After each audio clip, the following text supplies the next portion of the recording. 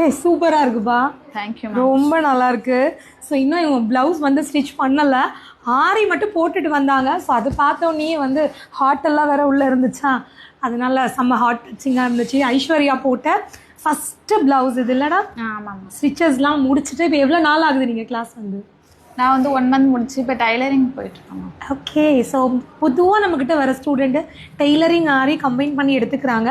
லாங்லேருந்து வரீங்களா இல்லை பக்கம் தானா? லாங் தான் மேம். எவ்வளோ தூரத்துலேருந்து வரீங்க? அது ஒரு 8 மணி நேரம் ட்ராவல் மேம். ஆனால் ஹாஸ்டலில் இருக்கீங்க. எந்த ஊர்? தம்பிக்கோட்டை.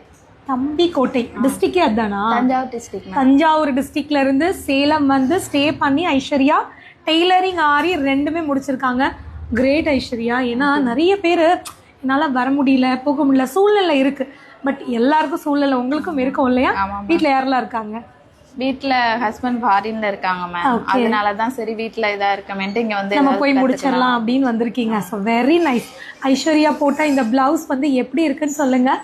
ஃபினிஷிங் எல்லாம் வேறு லெவலில் போட்டிருக்காங்க. இது வந்து பேக் சைடு, இது வந்து ஸ்லீவு. இப்போ நீங்களே தைக்க போகிறீங்களா?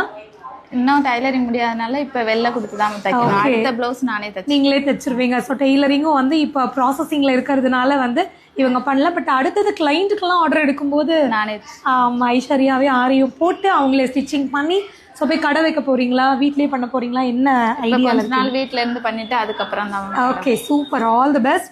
இது சீக்கிரமாக ஸ்டிச் பண்ணி கொண்டு வாங்க. ஃபினிஷிங் அப்போ தான் நமக்கு இன்னும் அந்த தைச்சதுக்கப்புறம் எப்படி இருக்குன்னு பார்க்க முடியும். ஸோ நீங்கள் சொல்லுங்கள், ஐஸ்வர்யாவோட இந்த ஃபஸ்ட்டு ப்ளவுஸை எப்படி இருக்குன்னு கமெண்ட் பண்ணுங்கள்.